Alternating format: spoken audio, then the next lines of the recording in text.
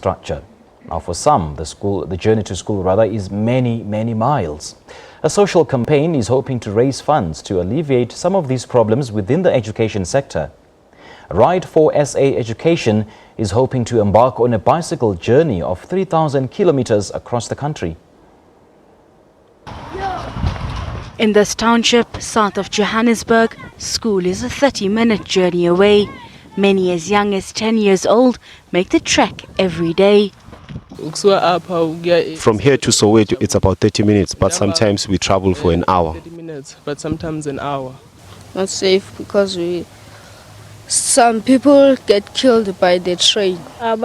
Some people are not trustworthy in the trains. It gets packed sometimes and you suffocate. While schooling may be free, many here still struggle to supply the basics for their children. I struggle a lot to buy school uniform. At least the school is free.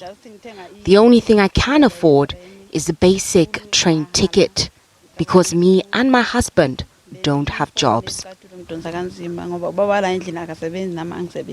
A social initiative is hoping to raise awareness as well as funds to assist children and parents in similar circumstances. It started off last year when we were drilling boreholes in a number of rural schools in the Limpopo province, and we noticed that there are still many schools in South Africa with lots of infrastructure that's missing. For example, we came across schools that are still using pit toilets. And in 2017, we decided to increase our efforts in the South African educational sphere. The first leg of the campaign kicks off in Musina, Limpopo on Tuesday, and the team is hoping to ride through 50 towns in the country, visiting schools and communities along the route. It's not about us, it's not about the ride. Once we leave a town, we want people to continue working in their local communities and spreading the love. The route will take the riders through Gauteng and onto the coast. The last leg of the trip will take them to Cape Point. Hasina Gori, SABC News, Johannesburg. Okay, so we've all had that moment, right? You're driving. It's a very long journey and you feel drowsy. All too likely, you're tempted to fall asleep at the wheel. And now an engineering student has developed a software that will wake you up quite literally. Fatigue, one of the leading contributors to accidents. Systems which detect drowsiness in motorists and warn them to pull over are limited to luxury vehicles. It exempts the majority. Zanrich van Rensburg is an engineering student. He hopes to make his software available to all motorists with Android-powered smartphones. He has developed image processing software which measures the openness of the driver's eye as well as the heart rate. A driver's eyes are partially closed and the heart rate slower. The phone will then signal an alarm, and should the driver not heed the warning, text messages can be sent to pre-programmed numbers, prompting loved ones to call.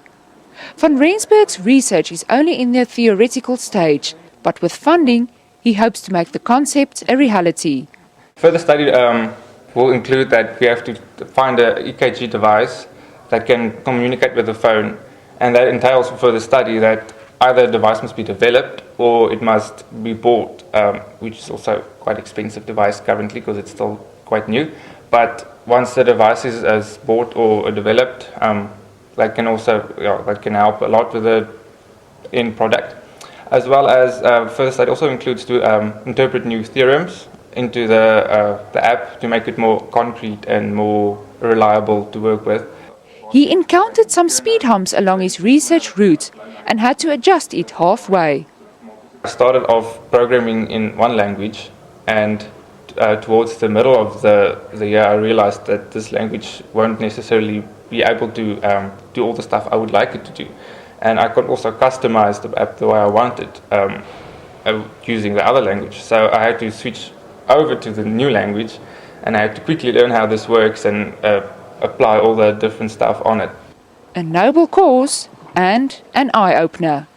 Nicolene Smallman, SABC News, Northwest.